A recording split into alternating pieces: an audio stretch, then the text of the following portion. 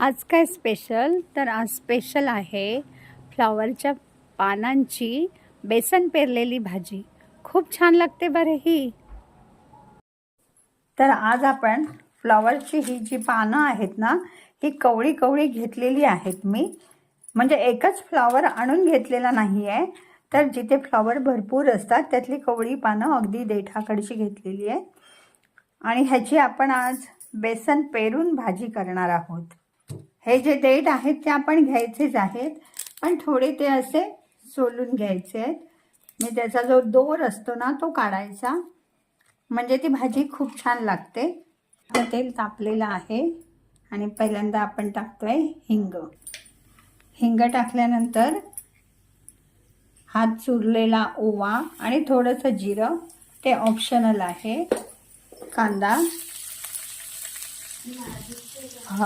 हळद आणि मसाला ना थोडे जास्त घालायचा. थोडी अशी तिखट भाजी ती छान लागते. त्यानंतर आपण त्याच्यात बेसन घालणार असतो. आणि आता याच्यात चिरलेला हा फ्लॉवरचा पाला ही अशी ढवळून घेतलेली आहे. आणि आता आपण त्याच्यावरती झाकण ठेवूया. थोडासा पाण्याचा हपकारा मारायला हवा. आणि मीठ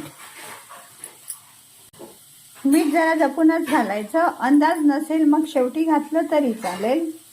आणि आता आपण याच्यावरती झाकण ठेवूया. तर आता आपण झाकण काढून बघूया. छान वाफ आलेली आहे. आणि आता आपण ह्याच्यात बेसन पेरतोय. आपल्या आवडीनुसार त्यात बेसन घालायचं. आणि एकदा अशा प्रकारची तुम्ही भाजी केली आणि तुम्हाला जमली की तुम्ही नक्की फ्लॉवर पण विसरून जाल, इतकं तुम्ही या फ्लॉवरच्या पानांच्या भाजीत गुंतून पडाल. आणि आता आपण परत ह्याच्यावरती झाकण ठेवूया बेसन घातल्यानंतर.